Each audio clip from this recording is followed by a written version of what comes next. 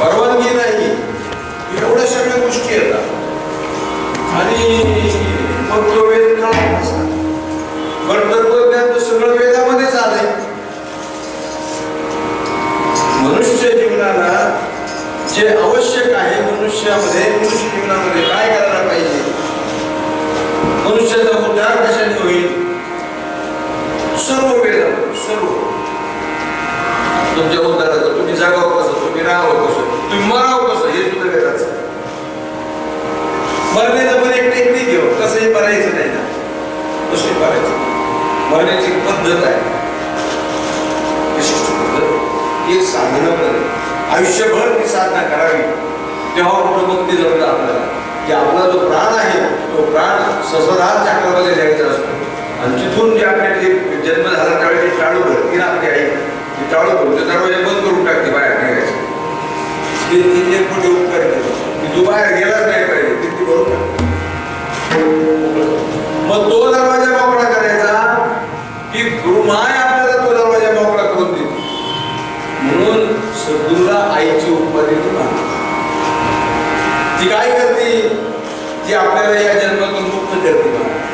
आणि आपली आई काय करते तर आपल्याला बंधनात टाकते, दरवाजाच बंद करून टाकते. आणि ही सद्गुरू माय मात्र आपण तो दरवाजा उघडून देते. महाराज बाप न करी ऐसे माया केले उपकार सांगू काय, बाप न करी ऐसे माया. अनंत उपकार आहेत महात्म्यांचे. तर तात्पर्य असं की ते वेदामध्ये सर्व तत्वज्ञान आहे, पण ते सगळ्याला कळत नाही, सर्वसामान्यांपर्यंत ते पोचत नाही, ते दुर्बोध अवघड झालं ते वेदाचं तत्व. मग असं जे वेदाचं तत्वज्ञान आहे ते भगवद्गीतेचं ज्ञान. म्हणजे जो वेद भगवंताच्या श्वासातून जन्मला, मग आता श्वासातून जन्मला, पण गीता भगवंताच्या मुखातून जन्मली. श्वासातून आलेलं श्रेष्ठ का मुखातून आलेलं? भगवंताच्या मुखातून ती गीता जन्माला आली. जे वेदात सांगितलं तेच गीतेमध्ये सांगितलं, जे वेदात सांगितलं तेच गीतेत सांगितलं. गीता सुद्धा कर्म, उपासना आणि ज्ञान त्रिकंडात्मक गीता नरवण्याने सुरू टाकते त्याच्यामध्ये की बाप बाप ग्रंथ गीता, जी वेदा प्रतिपाद्य देवता, जो श्रीकृष्ण वक्ता ये ग्रंथ गीता. तेवढे बाप बाप ग्रंथ गीता, बाप रे बाप रे. एखादं आश्चर्य वाटलं, एखादं विशेष गोष्ट वाटली ना, माणूस म्हणतो बापरे, असं वाटतं बापरे. बाप बाप ग्रंथ गीता, बापरे बापरे, काय ही गीता आहे, जी वेदा प्रतिपाद्य देवता. अरे वेदाचं प्रतिपादन त्याच्यात आहे, एवढी मोठी गीता आहे. जो श्रीकृष्ण वक्ता एक ग्रंथीचा, त्या ग्रंथाचा वक्ता कोण आहे? किती श्रेष्ठ. जे वेदात सांगितलंय तेच भगवंताने त्या भगवद्गीतेमध्ये सांगितलं. पण महाराज गीता तरी कोण सगळ्याला कळते, कारण ती पण संस्कृत, ती सगळ्याला कळणार. मग म्हणून भगवंताला दया आली, भगवान विष्णूला दया आली, ज्याने ती गीता सांगितली, ज्या कृष्णाने त्यालाच दया आली आणि त्याने मौलीच्या रूपाने अवतार. महाविष्णूचा अवतार सखा माझा ज्ञानेश्वर, मरोनिया जावे बा माझ्या पोटी यावे, ऐसे करी माझ्या भावा सख्या माझ्या ज्ञानदेवा. जरा म्हणते की काय माऊलीचे उपकार आहेत या जगावर. अरे बाबा मरून जावं म्हणले आणि बा माझ्या पोटी यावा. ज्ञानोबाला म्हणते तुम्ही माझ्या पोटी.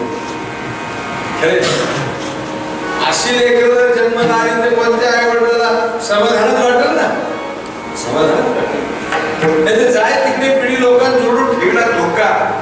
अशी लेकरं जन्माला आले, सगळे तक्रार करीत बसून काय उपयोग त्याला.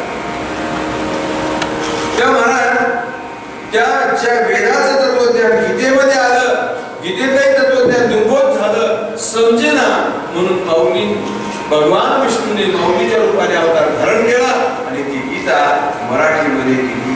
तिचं नाव ज्ञानेश्वर. म्हणजे मराठीचे नगरी ब्रह्मविद्येचा सुकाळ मराठीच्या नगरी म्हणजे मराठी भाषेमध्ये ब्रह्मज्ञान फार मोठे उपकार झाले. नाहीतर आता कोणताच कीर्तनकार बोलू शकला नसता. शक्यच नाही. काय सांगणार तुम्ही? एक तर तुम्हाला प्रवेश नाही तिकडे आणि तुम्हाला संस्कृत काही कळत नाही, तुम्ही काय बोलणार? तो शांतुची अभिनवेन ते पर्यसा मराठी बोल जे समुद्राहुनी खोल अर्थ भरी. अरे तुला माऊलींनी इतकं सुंदर लिहिलं की मराठीमध्ये ती रचना केली, पण त्या मराठीमध्ये शांतुची अभिनवेन तो शांत रस आणला. मराठी ब्रह्मज्ञान मराठीमध्ये आणलं आणि सर्वसामान्यांपर्यंत ते पोहोचलं. सर्वसामान्य 700 श्लोकावर 9000 ओव्या दिल्या. खरं तर ते 10,000 ओव्या आहेत, पण पंडित लोकांनी इक्षेपक असं करून 1000 ओव्या काढून टाकल्या आणि आपल्या हातामध्ये आज 9000 ओव्या राहिले जे आपण पारायण करतो. तात्पर्य असा माऊलींनी वेदांत तत्वज्ञान मराठीमध्ये गीतेचं तत्वज्ञान मराठीमध्ये ज्ञानेश्वरीमध्ये आलं. ज्ञानेश्वरी सुद्धा सगळ्यात समजत नाही पण आवडत आहे, कारण ज्ञानेश्वरीमध्ये स्पष्ट लिहिलेले अध्यात्म ग्रंथी ही अंतरंगाची अधिकारी. याच्यामध्ये अंतरंग अधिकारी येतात ज्ञानेश्वरीला. ज्ञानेश्वरीला सगळ्यात समजायचं काम नाही.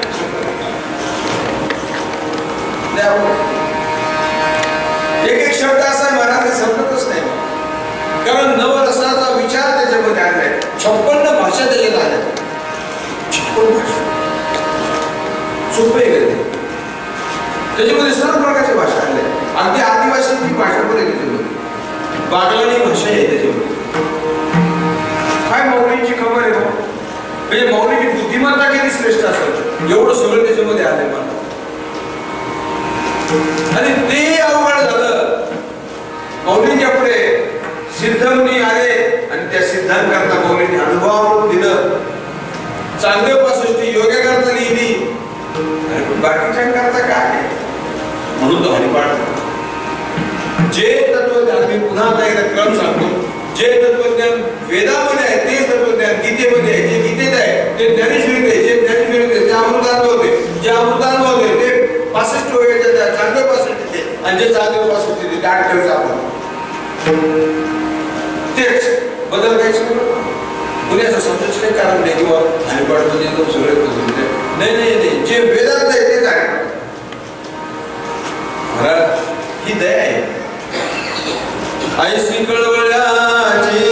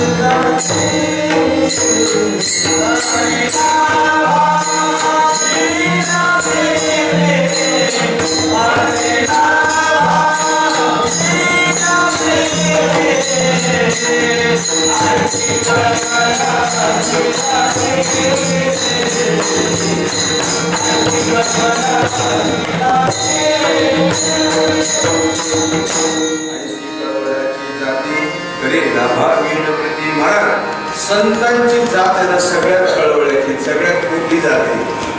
आता हे आपल्या अनेक जाती येतात, त्या जातीय वादाने फार वाटोळं गेलं.